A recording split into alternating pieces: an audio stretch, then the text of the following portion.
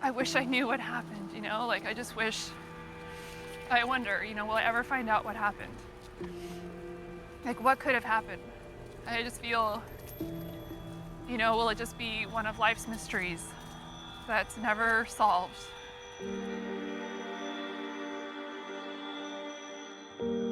I think for a long time, everyone thought he just took off because he traveled, you know, like he liked to have adventures and explore, but that's different. You know, you just don't commit to something and then just pick up and leave. So I know in my heart that that's not what happened.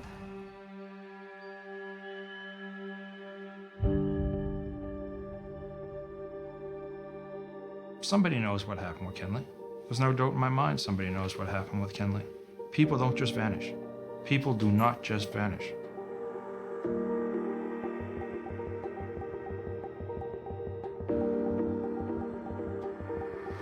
So my memories are that it was this corner that I last saw him, and he was on the other side of the street walking into town this way, and I was going back towards campus. And because I thought I'd see him later on the floor, Kroll Tower, I just gave him a wave, and that was all. So it's very strange to think of that as the last time I saw him. The last time anybody saw him, really. It's the last reported sighting. And of course, the last reported, any recorded sighting of him, which is just bizarre.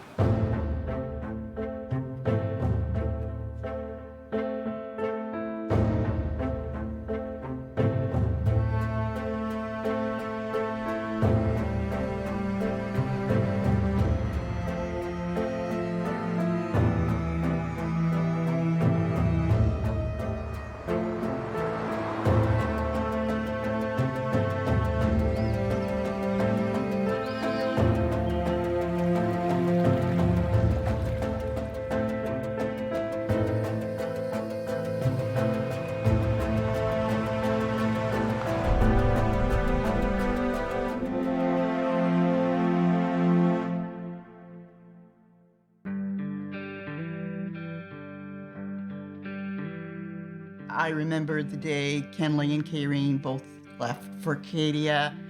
I remember crying that day, and I don't normally cry, and that is like one of the few times that I remember crying. Kenley and I had decided, you know, we're both going to Acadia that year, so we were both going to be first-year students. I just felt like we were at the beginning of this really cool adventure and something we're going to be doing together.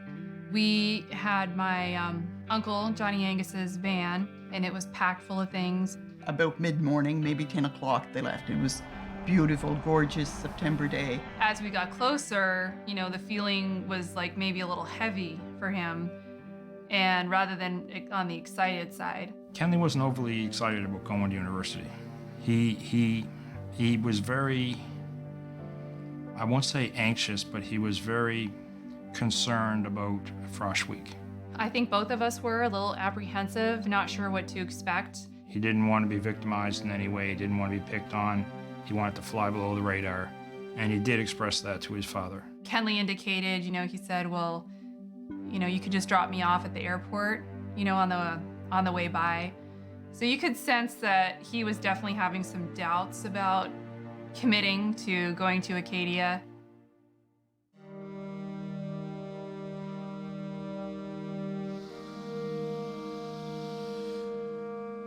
Kenley, you know, you think back, you know, compared to the other first-year guys, this guy was a fourth-year student.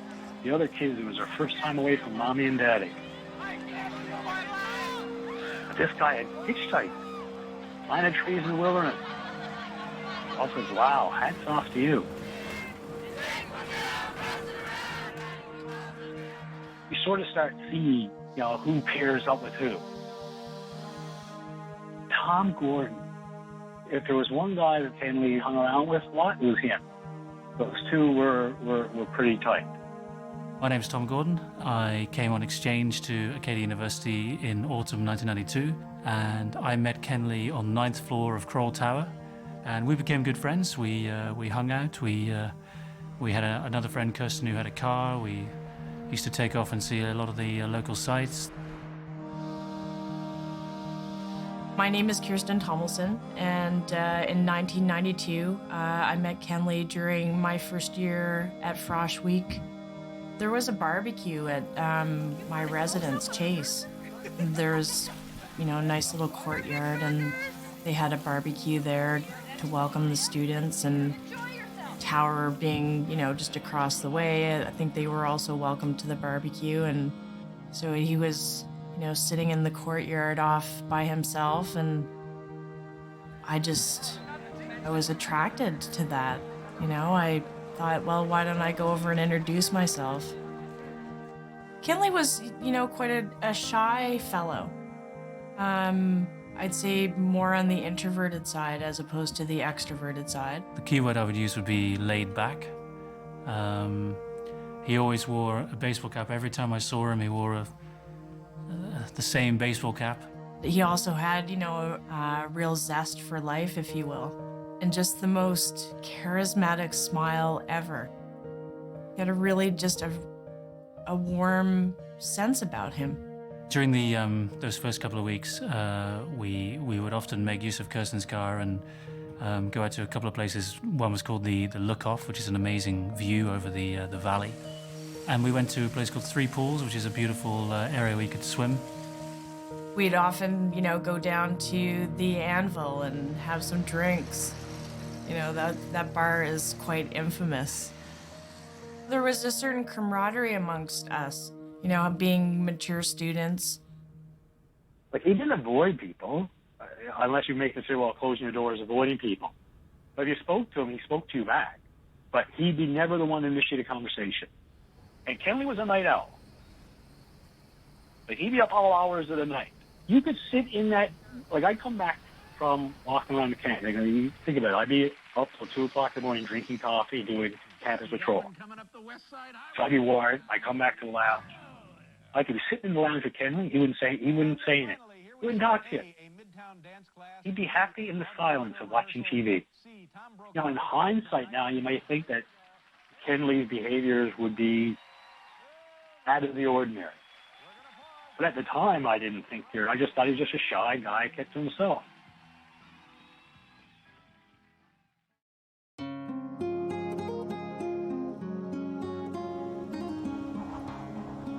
So this is Corkham's Island. It was unseasonably warm that year, and so we came down and got on the jet skis and had a weekend down here at my dad's. Kirsten brought it up that we should come and experience this house on the coast. My house has always been a place, where my friends have been welcome. So we drove down, as far as I remember, after lunch on the Friday. Yeah, we came down here on a Friday evening and then unpacked and got a little settled and decided that we'd go into town and go and have a few drinks at the local bar. And we went to a club which was a little bit, we all agreed, sort of redneck, not the greatest, but we had a bit of a dance and a couple of drinks and then headed back. On Saturday, we headed out onto the water and spent the day on the jet skis and burning around and having a great time. Kenley was really relaxed. He was, as far as I could tell and as far as I remember, he was loving it. I've got a couple of photos of him coming in on the jet ski.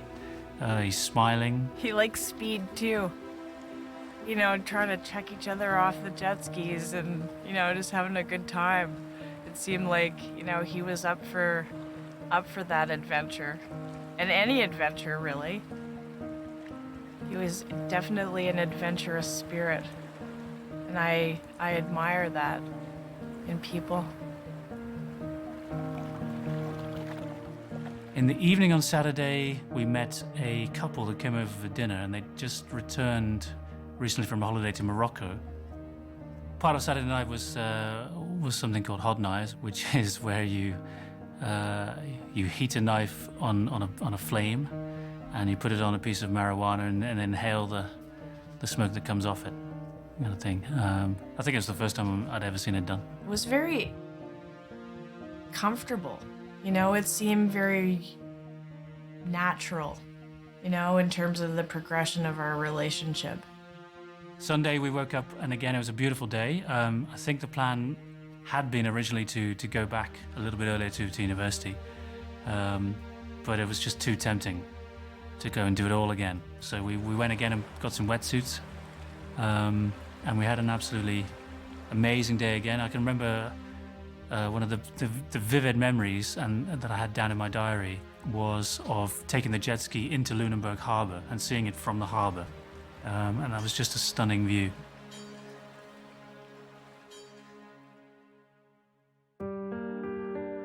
Kenley arrived at Acadia University in Wolfville a couple of days prior to the first day of class.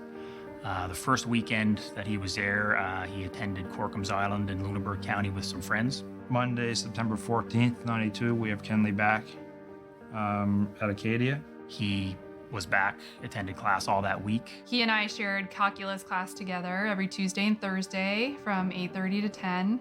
And then he and his friend from high school, Jill Archibald, shared chemistry class together Monday, Wednesday, Friday at 8:30. And so on their way out of class, I had my chemistry class at 9:30. So often I would see them, you know, passing by. And I felt like we were really starting to get into our groove. So the week after the Corcombs Island trip, we continued to do a little bit of local exploring. I think we went back to 3 pools. Being at the beginning of the year, the workload wasn't too great at that point, and I think it was, another great week. There was nothing really out of the ordinary.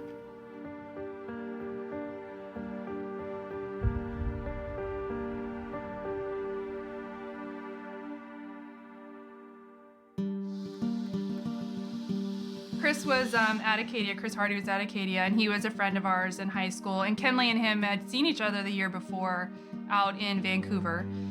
And so there was that friendship that was built from their group in high school. They were all within that friend group. Chris had seen Kenley down on Main Street. Kenley was actually walking from the outskirts of town towards the university, which was, to me, it's like an odd place to be for him. And then Chris was walking back home, as far as I understand. So they met each other on Main Street. So this is where the meeting would have been, if this is the correct location. This is where we would have run into each other. This is where the gas station was, which was a Petrocan or an Esso, I think, and it would have been kind of the building structure would have been more on this side. I was walking down here. Kenley would have been coming through the parking lot, and I think it was, I didn't recognize him right away as he's walking through the parking lot, but maybe as he got very close, or maybe as close as these concrete stanchions here, we made the connection, and I remember going, Kenley, or something like that. I think I recognized him first, or maybe it was around the same time. I'm not 100% sure. He was not very talkative at all. Very, very quiet. It wasn't like an easy, a whole bunch of camaraderie to it or anything like that. I assume that maybe he was out on the dikes, maybe he did a joint, or there was something up anyway. It just wasn't easy. He didn't seem to be himself, is the way I would put it. I do remember talking to Chris, and he was saying that Kenley made some comment that he was doing laundry or something like that, which I thought was very odd because there's laundry facilities in Tower. So this is the laundromat, which is just up the road a little bit from the gas station, and I remember asking him what he was doing at some point down here, and probably would have been pretty early on in the conversation, and he said he was doing laundry. That's my memory of it. Would have been weird that he was doing laundry. He didn't have a laundry bag with him. He was going back up to Tower, not waiting around to get his laundry if he did have laundry here, and I'm sure Tower has their own laundry services for all the students, so it was an odd response to the question. I always was very confused by why Kenley was on Main Street. Like how far out of town he was, and that he was walking back into town. I had told him I had a vehicle and I was going to the liquor store and I could drive him up to Tower, save him the hike up the hill or whatever, and so he agreed he wanted to do that. I don't remember specifically the trip to the liquor store, or the only thing I'm thinking is that maybe Kenley grabbed a 6-pack or something like that to go up the tower, and maybe that was part of the attraction of getting the drive too, was, oh yeah, well, you're going to the liquor store too, and go up the hill, great. At some point I would have dropped him off either at the entrance on the other side or this entrance. It makes more sense that it was that entrance because it's the first way up the hill from the direction we were coming. This would have been the last time I saw him.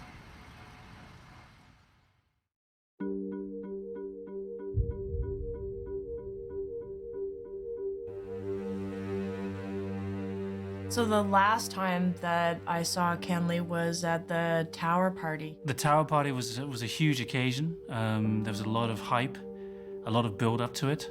It was on a Friday evening. It would have been at their residence. I remember it started on one of the floors, and then all the floors congregated down in the bottom area where the main party was.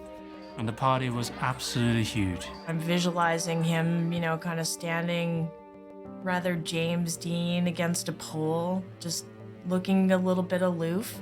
Unfortunately, I can't remember anything about Kenley being in that party. I know that, with the tower party, I just know that he was pretty drunk. What I remember is that Kenley had done some, drinking in his room prior to the party, and when he arrived at the party, he had a lot to drink already. I don't know a lot of the details. Over the years, I'd heard there was something in the bathroom where he was kind of almost passed out in the bathroom. I was concerned, and I do remember going up to Tom and saying, is everything okay with Kenley? Kenley, when I did see him, it did seem like he had had too much to drink. And I recall even going up to Kenley and just saying, hey, is everything okay? And yeah, everything's fine. Carry on. He was, draping himself over some of the women at the party, including my girlfriend. I did observe him at the party speaking to a friend of mine, a girl that I had also just met a few weeks earlier, a freshman. I'm not sure if Kenley realized she was my girlfriend or maybe he didn't care. But anyway, he was hitting on her, and so he and I had a bit of a disagreement that he needed to stop immediately. But I just really don't know the level of how drunk he was, and if he pissed off a lot of people that night with his behavior. Didn't come to anything. I just said I'll deal with it with Kayreen in the morning because I didn't have really a strong relationship with Kenley. I'm really not sure. I feel like that's a huge mystery to me. I probably would have been there if I was at Acadia that weekend. Everybody was used to Kenley being a very quiet person. His complete personality change I was kind of surprised to see that.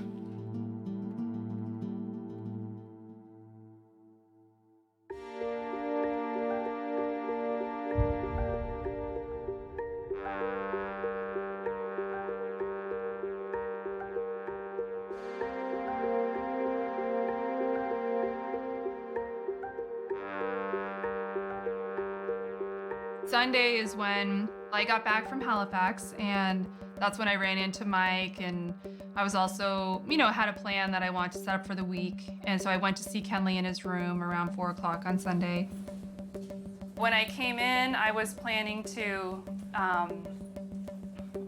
just kind of touch base with him because I felt with Mike, because Mike was a friend of mine, that I wanted to make sure that everything was cool with just saying hey, he just kind of said you were a little bit out of line, and I just wanted to touch base with him with that.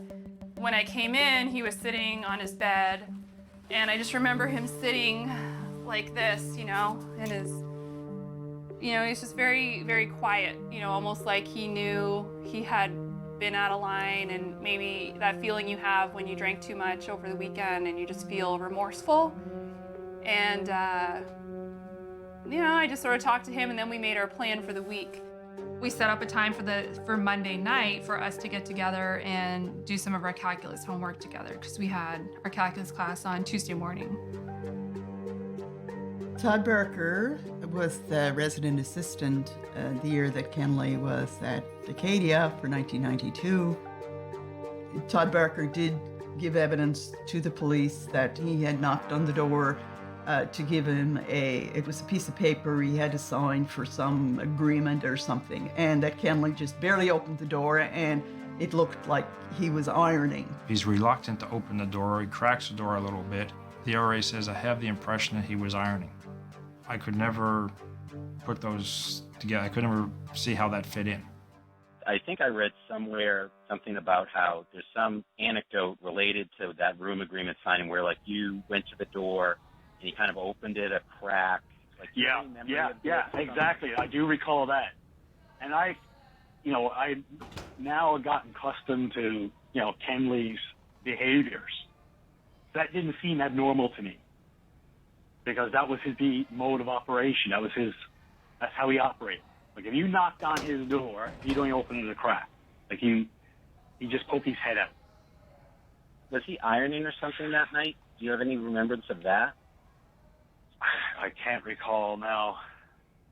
He had no ironing board. That would go against completely, his lifestyle, I think, because, like I said, he lived pretty Spartan. Nobody hardly irons at all, but he did. This is just one of the quirks with Kenley. He did have an iron. He would iron his clothes. That is something he would do. The only thing I can take from that is that Kenley doesn't want anyone in that room at that time for a reason.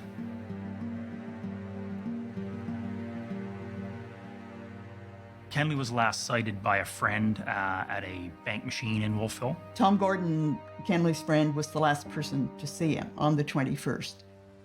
So having got money out of the ATM, I headed back towards campus. The plan was to go and have a shower and get ready for my evening class. I reached this spot here, and my memory of that day and of the last time I saw Kenley was that I saw him from here across the other side of the street. Because of the distance, I gave him a wave only, so I didn't have a personal catch-up, one-to-one. He was wearing his trademark baseball cap and just sort of casual clothes. He didn't look any way out of the ordinary, like he was in a hurry, or I can't remember if he had a backpack or anything, but he certainly didn't look like he was particularly going anywhere. Just seemed, as I recall it now, to be strolling towards town on a normal Monday. On Monday, I had my chemistry class at 9:30, and Kenley had his chemistry class at 8:30, and I do remember not seeing him come out of the classroom. And if I recall, I remember seeing Jill and just kind of quickly, like, did you see, was Kenley in class? Kind of doing like a quick check. The day I remember phoning him was the Monday, September 21st. And the reason I phoned was I had got several pieces of mail for him, and I wanted to know what he wanted to do with them, how, if he wanted to send them to him or that type of thing. So I phoned his number where he lived in Kroll Tower, and it was a pay phone for the floor. And the person that picked up the phone, it was about 5 o'clock, and the person that picked up the phone said, no, Kenley's gone down for supper. And this I remember, very distinctly. So then I tried to contact Kenley on Monday for the study session for calculus for Tuesday morning, but I couldn't get a hold of him. So I did call, and there was a note on his door when I did go over a few days later. Her and Kenley were supposed to study together, I believe, on Monday night. Kenley didn't show up. So then Tuesday, we had calculus in the morning, and he didn't show up to class.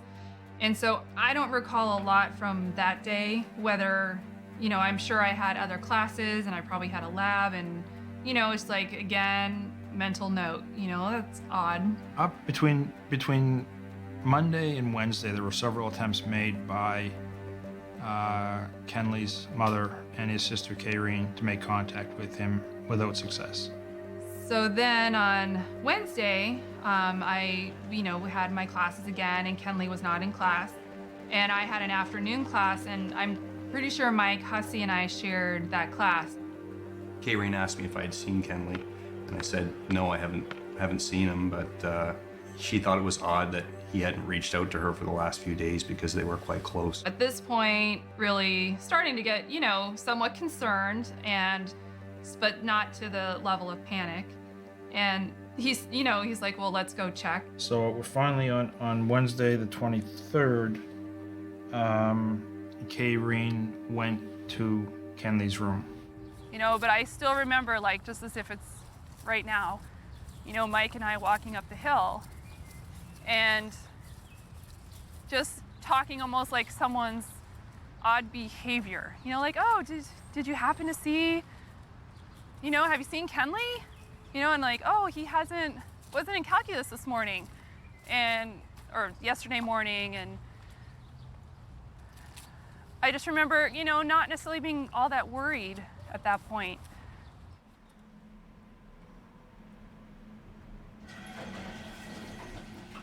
So Mike and I arrived on that Wednesday, and his room is a 904. And I remember seeing notes on the door. And so the room was dark, there weren't any lights on. And, almost like you can see the note on the door there. There was like, one was like, call your mom, and I think call your sister. And then when I came out, I looked to the left, and Todd Barker, the RA, was coming up the hallway, and you could sense that he was worried, he was concerned, and I remember, that he indicated like he wasn't sure what he'd find behind the door. And to me, like what it brought up, the vision that it brought up was just like he might have like committed suicide, and don't be surprised if he's hanging in his room. I just always remember that vision or that feeling. I do slightly remember the closet, being open and seeing like his clothes and like the books over on the side and the pie plate with the like few cigarettes in there. But it didn't look like he had packed up and left. I just remember it looking, like as if Kenley had just gone to class. It didn't look packed up, and it didn't look put together, like as if he had tidied up or anything. There are stacks of books on the desk, and I think the closet door was partially opened, and his toiletries were on the dresser, and from what I remember, the bed was unmade. Nothing really stood out to me in the room. It was just like someone had just left to go to lunch, and so nothing really looked like it had been disturbed, or there was no changes in the room. I remember going back to my residence and going into my RA's room, and she had a personal phone in her room, and I called my mom, tried calling my mom, and she didn't answer, and then I called my dad, and I talked to my dad, and he came down the next day. On Thursday, the 24th, is when Alan, Kenley's father, goes to the Wolfville Police and reports Kenley missing.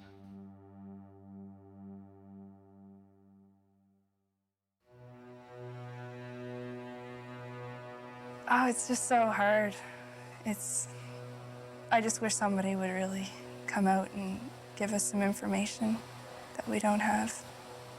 I just want to find him and find him alive and well. Kayreen and Kenley Matheson had both just started their first year of university here at Acadia. Kenley was planning to major in biology. I think maybe he might be out there somewhere. He might be mixed up a bit, or, just going through emotional time, or I guess it's hard to pinpoint. I really have no positive theories where he's at or whatever. I think that's what the frustrating part about it is. We approached initially at, once we filed a missing person, we approached the case as a missing person file. We couldn't declare that it was a homicide. I mean, he had no body, he had no motive. We hoped and I think thought that, there was more of a possibility that he had left the area on another excursion out west or to another country, as he had done, reported to us in the past. Here's an individual that had acquired some experience. I think he's in Latin America, if my memory serves me correct. He also worked northern Alberta or British Columbia planting trees. From what I recall from the preliminary investigation, we were exploring, where he might have went to, as opposed to whether something happened to him. Foul play didn't enter my mind at all, for some reason. Because he traveled to Mexico and Belize and Guatemala and hitchhiked and had a motorcycle, it was assumed that he just decided to pick up and leave. We really didn't have a whole lot of theories to start with. We figured it was just a missing young man, and we needed to find him. I think it was a mystery. We didn't know what happened to him. We checked all the airlines and bus routes. We had it on the news, radio. And then, we spoke to witnesses, we spoke to the family, and, people that had seen him in certain locations of Wolfville or thought they had. We searched the room for any possible clues or evidence. We didn't consider it a crime scene, so we didn't secure it, we didn't do any forensics. We treated Kenley Matheson room as a missing person room.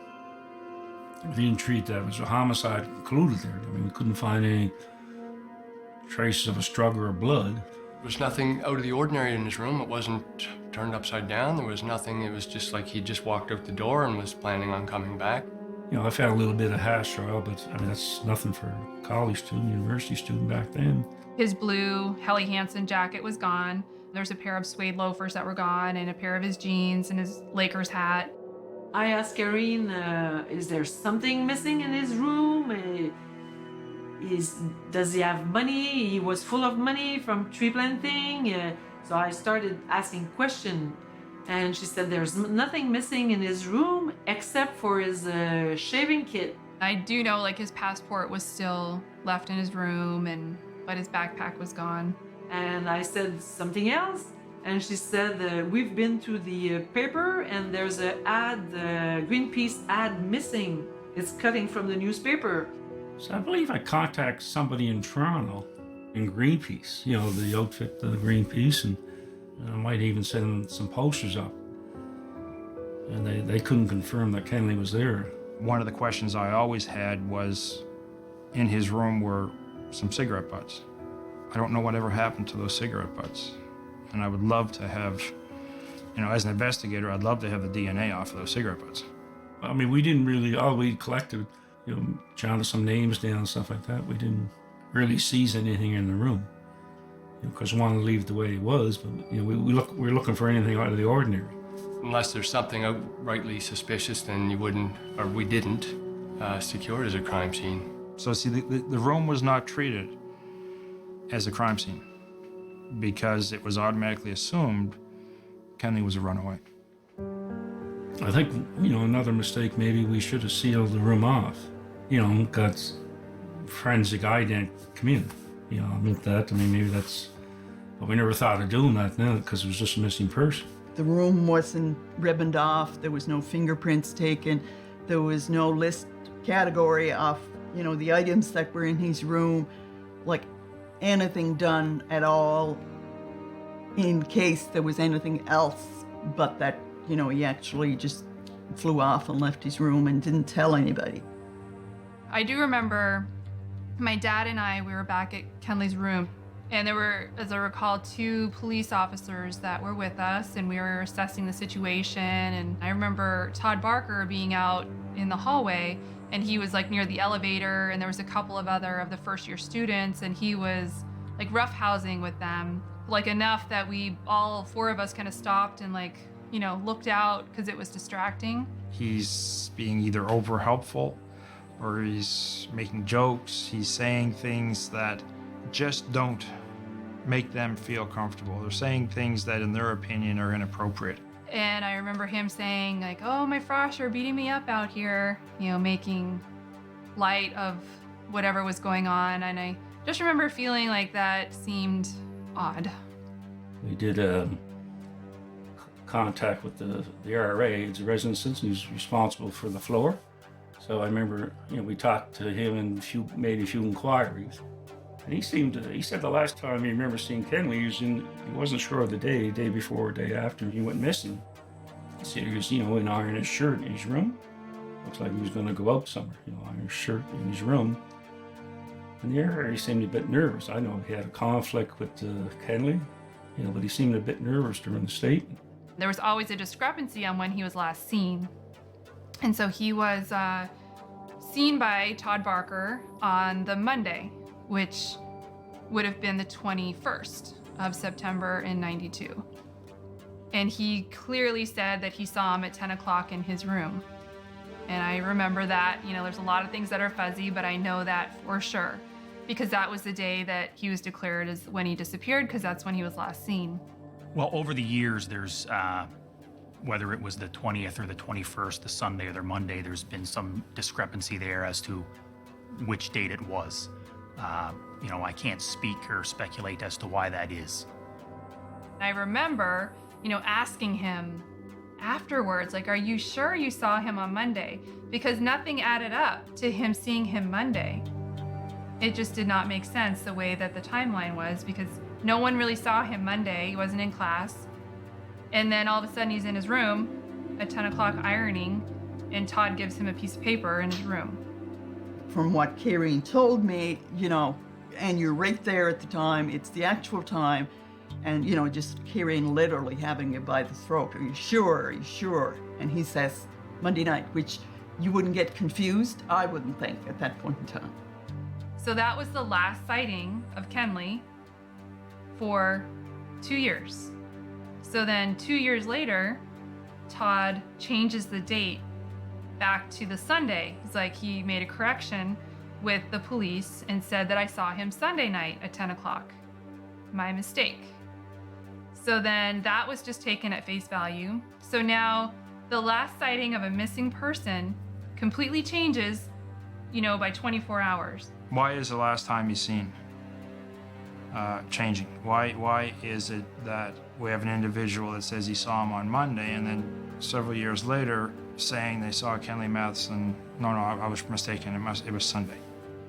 And there's any multitude of answers for that. They were trying to hide something. They were trying to protect something or someone. They honestly made a mistake. They're realizing that story does not fit with the rest of it. So now somehow we have to very subtly but definitively change that story. It could be any one of those. So to me, it's suspicious that it changes, but it's not surprising. If I had to get a room agreement signed from him, we had our resident assistant meetings on Sunday. Because think about it, there was always a football game on Saturday, right?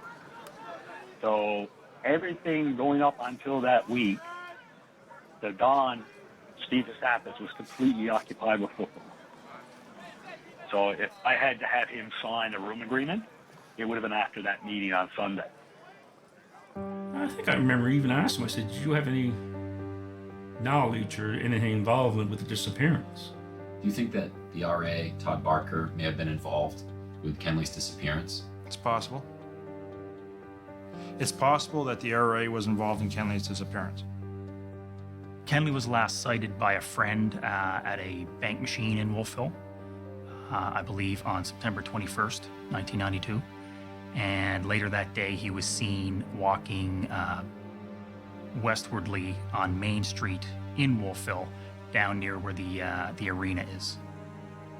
And that's, I believe he was carrying a backpack at the time, and that's the last time that he's been reported seen.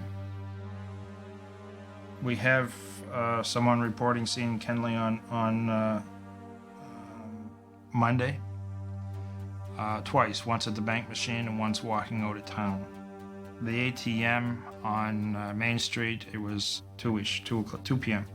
that they were seen at the ATM, and then a few hours later, around 4, is when the same individual says they see Kenley walking out of town. There was one individual that I had notes on that I located that had said thought he'd seen him downtown around the Royal Bank parking lot having a backpack on and a purple shirt.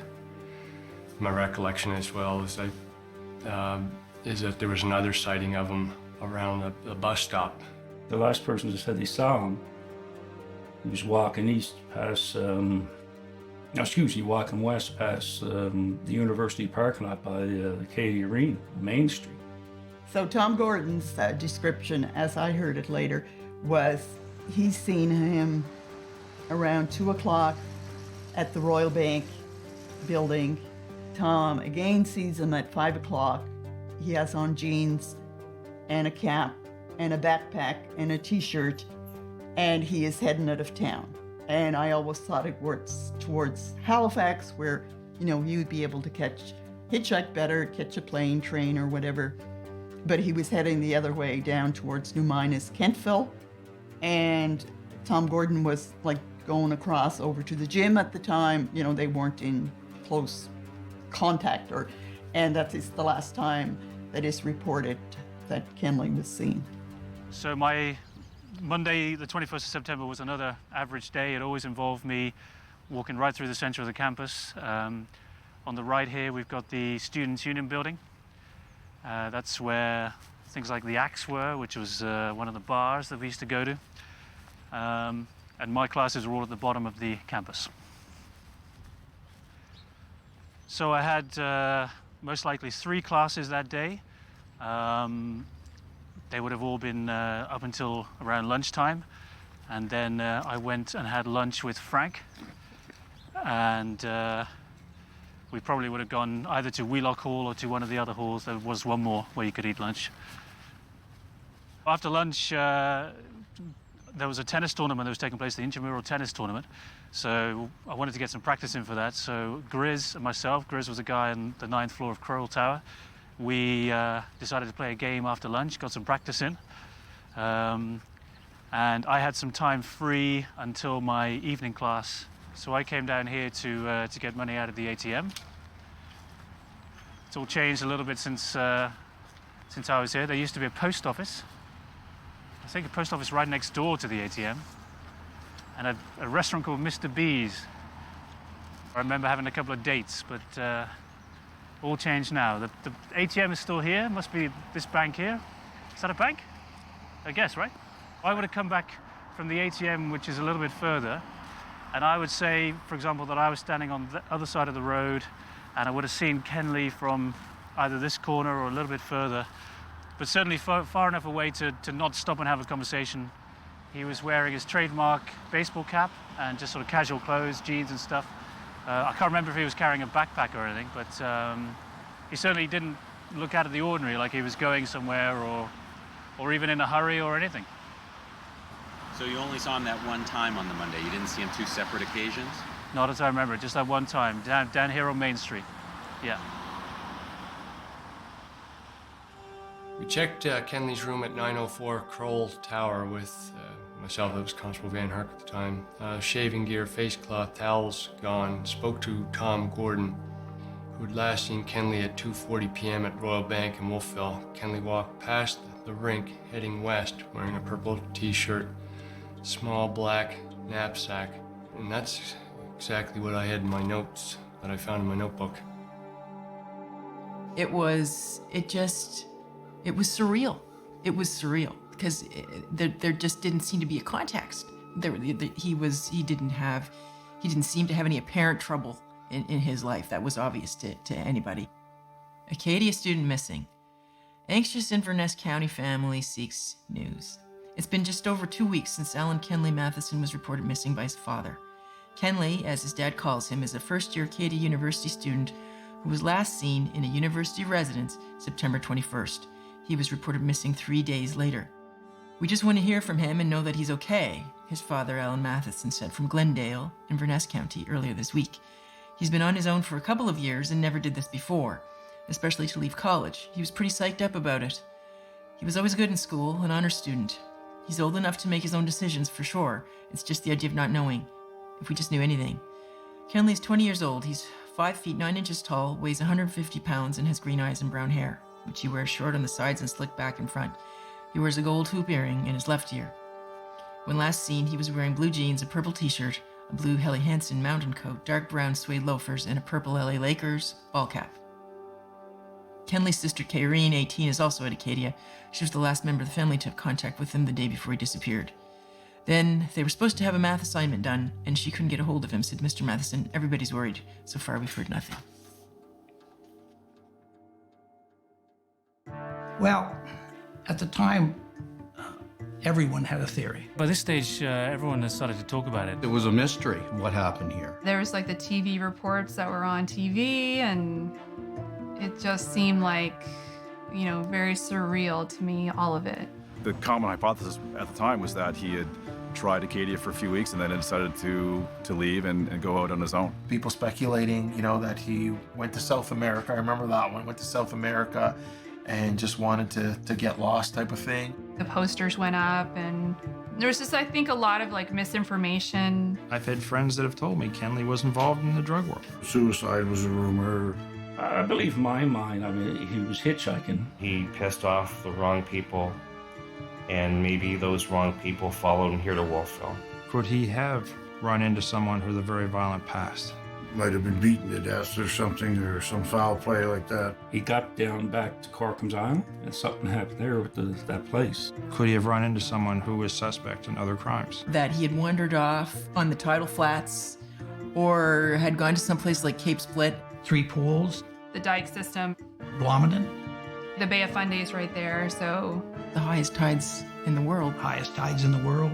There's human trafficking. Counties. Rogue cops. There was an individual that had a reputation for being far more aggressive than he needed to be. You know, another theory, maybe something happened at the dorm, the residence, and someone tried to cover it up. Maybe he did get in a disagreement with someone about maybe a girlfriend or something like that. There was a very strong possibility that Kenley was bisexual. A homosexual encounter that had gone wrong. Is it possible that Kenley may have been at a party and made a move on someone, or vice versa?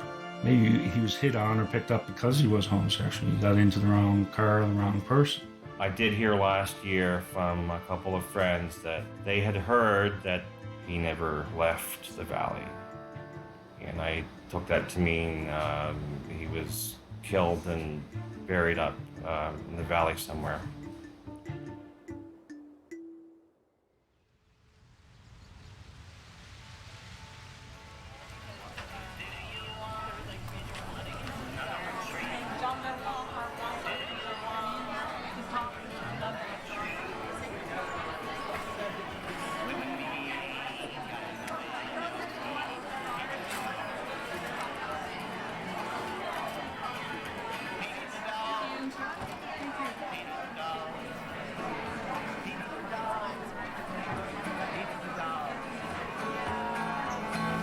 So much more than a slice of life. Pizza's a dog.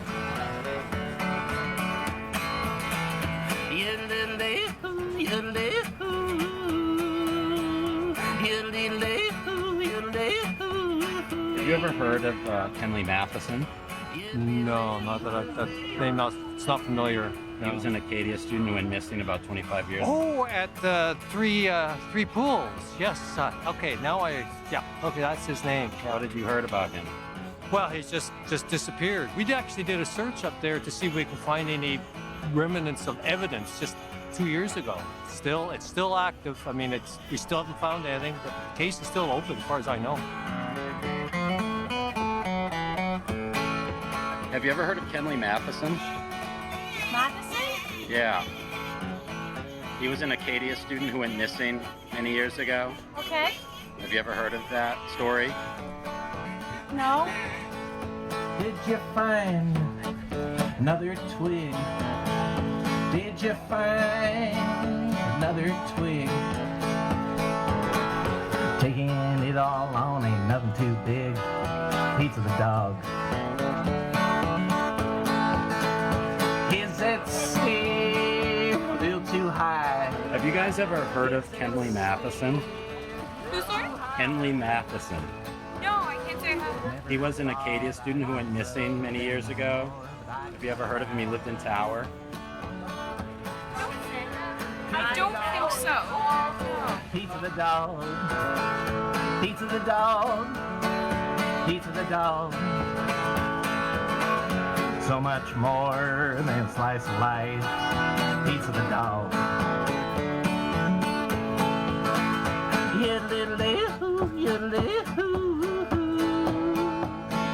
Do people remember in Wolfville Kenley Matheson and that disappearance, or is it sort of gone out of the memory of the town?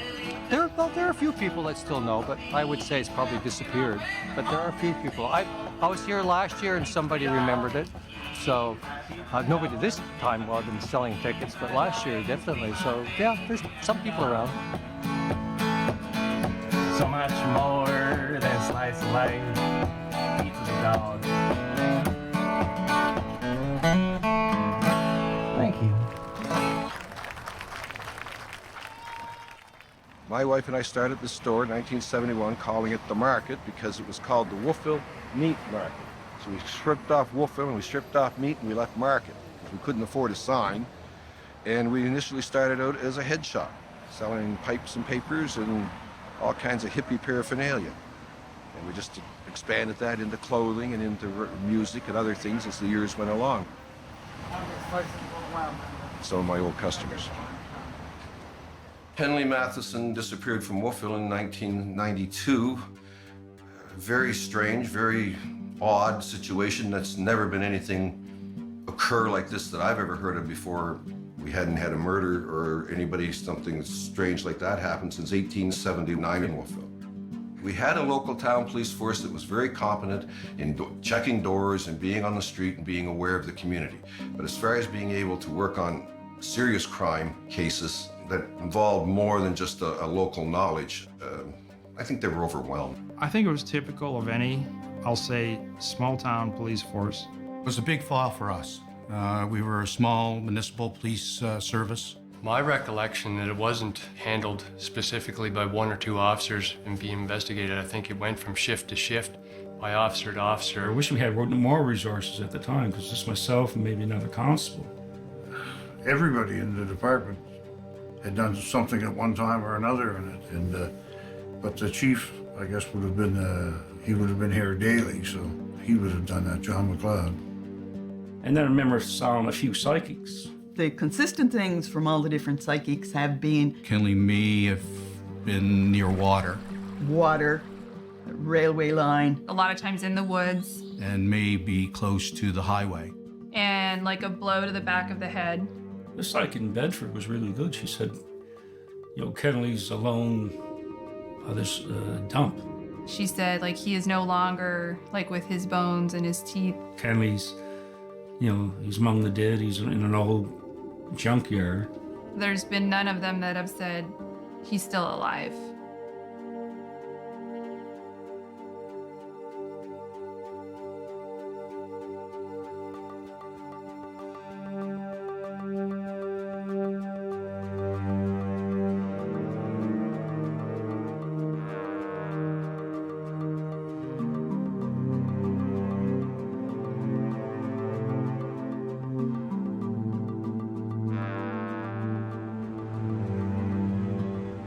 Rumors that Kenley went to the local bar here in town, the Anvil, which in the 80s and early 90s was a rough bar. It was a work tradesman's bar. It was where people went on a Friday night after work to have a few beers, but almost invariably the Anvil was a spot where disagreements were settled with fists. But the speculation locally was that he had had a confrontation in the bar with somebody or a group of people, and whether or not they had something to do with his disappearance or not, that was always the speculation.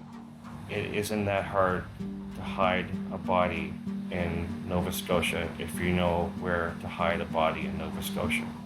My speculation is, and I'm just saying this was just speculation, he pissed somebody off about something, and whoever he pissed off was mad enough and man enough that they did something about it. I say man enough, I don't mean that in that way, but I just mean mad, testosterone fueled enough that if this person made him mad for some reason, then he acted on it, and perhaps went too far, and then there was no coming back. Nova Scotia has a lot of farmland, and especially the Annapolis Valley. I was having a conversation with a friend last year who is a farmer, and I said to him, where do all these people go? Why are these people disappearing, and where are they disappearing to, and why is it that 20 years later we still can't find some of these dead bodies if they're in fact dead? And he goes, Bev, look around you. See that land over here? Way, way back, I own all that land. Other farmers can say the same thing about their own land. You can go missing on that property, and no one will ever find you. You might be in some gully somewhere, and you can be buried, and no one will ever find your body. Somebody knows. Somebody somewhere knows something. But if nobody ever talks, or nobody ever says anything, then it's all just speculation. At the time, we didn't do a search. We were criticized for that. When somebody goes missing It's a life involved. You have to go out right away looking for that person, not do paperwork. One dog, one good bloodhound, will do a job of 100 people. We did receive a call from a Leo Caldy who has a search and rescue dog.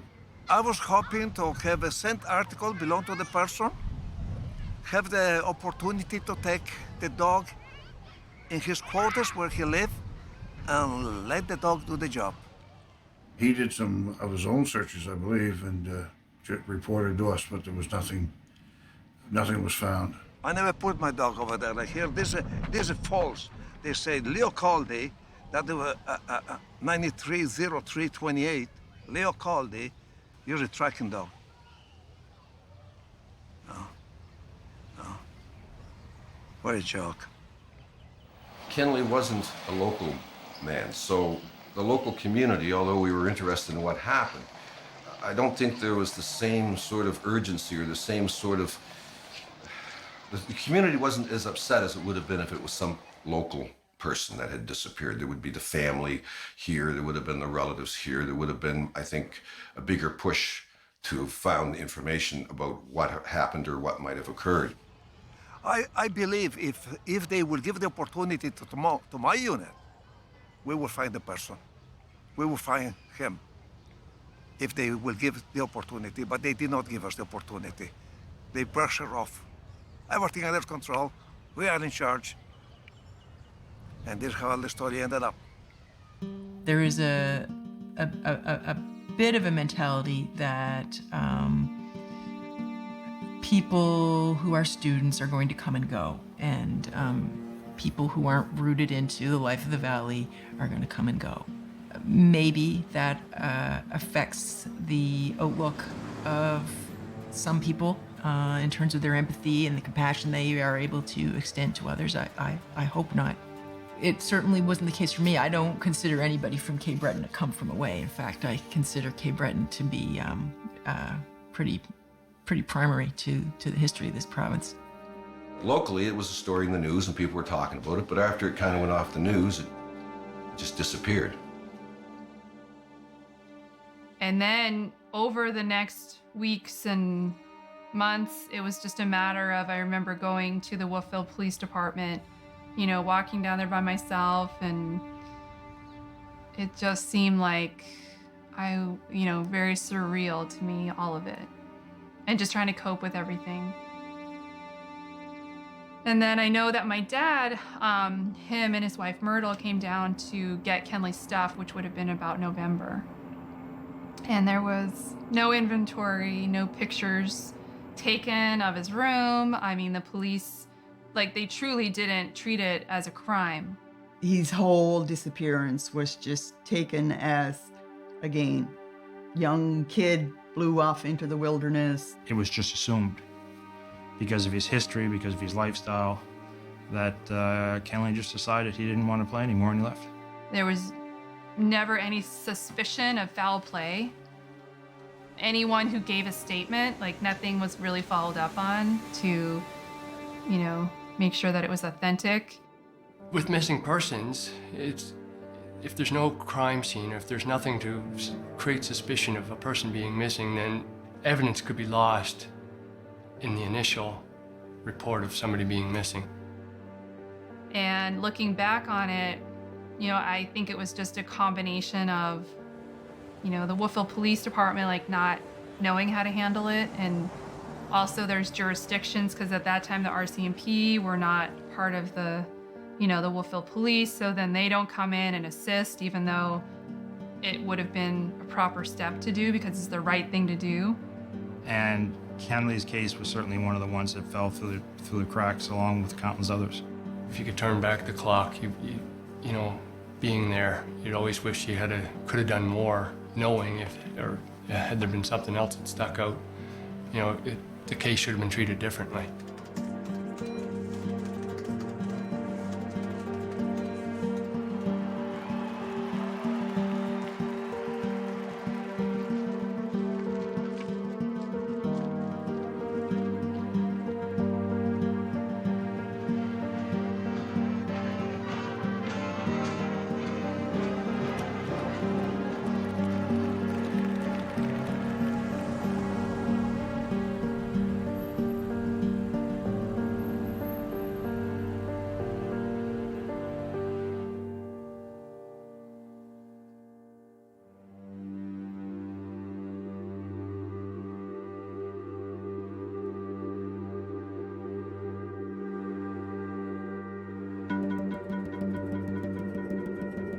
I definitely believe that Andrew Johnson had something to do with Kenley's disappearance. What if Andrew Johnson was there that weekend? And what if him and Kenley got to meet each other, create some type of friendship? And what if, you know, Andrew Johnson came to Acadia a week later and called Kenley casually and, hey, you want to, you know, go hang out? And what if Kenley goes down the stairs and hops in this guy's car and he's never seen or heard of again?